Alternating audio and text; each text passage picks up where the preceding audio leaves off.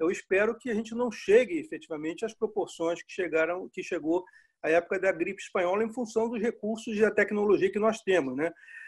A grande questão que está associada a isso é justamente a capacidade do governo de mobilizar as populações para fazer as medidas de proteção, de lockdown e evitar efetivamente uma expansão, né? A gripe espanhola ela teve 3 ondas, né, ao longo desses anos, né?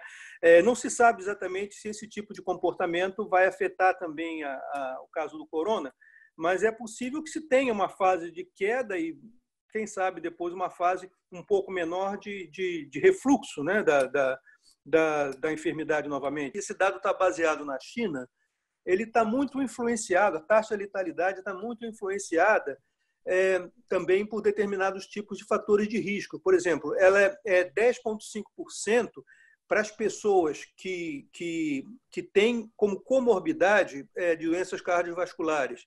Ela é 7,3% para pessoas que têm diabetes, 6,3% para as pessoas que têm doenças respiratórias crônicas, 6% para as pessoas que têm hipertensão, 5,6% para as que têm câncer.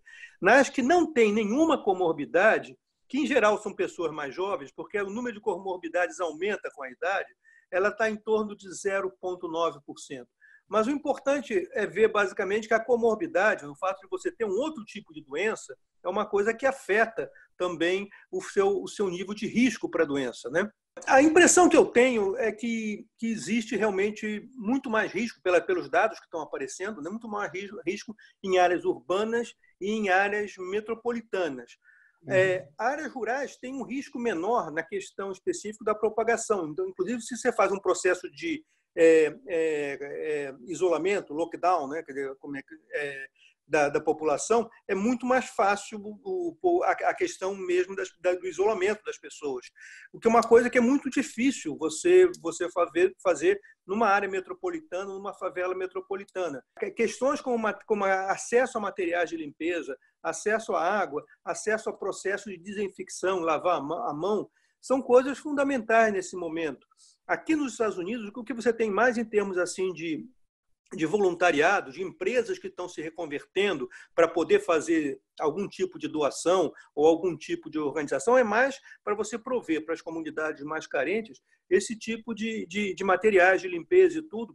Por questões de renda ou por questões de falta de infraestrutura, a disponibilidade de água, a disponibilidade de desinfetantes, mesmo de sabão, enfim, isso há deficiências grandes nessa área. Quando você tem uma transmissão já comunitária e difusa, você não tem informação suficiente para saber localizar de onde vêm os casos e como é que eles estão se propagando, o lockdown é a resposta mais eficiente. E o lockdown prévio tem dado respostas melhores. A Itália mesmo tem vários casos de várias municipalidades que fizeram lockdown antes e outras que não fizeram, e o nível de infecção, o nível de crescimento do número de casos das cidades que não fizeram lockdown foi gigantesco comparado com as outras, né? A gente está discutindo que existe um determinado limite de capacidade do sistema de atender internações, por isso que você tem que fazer o achatamento da curva.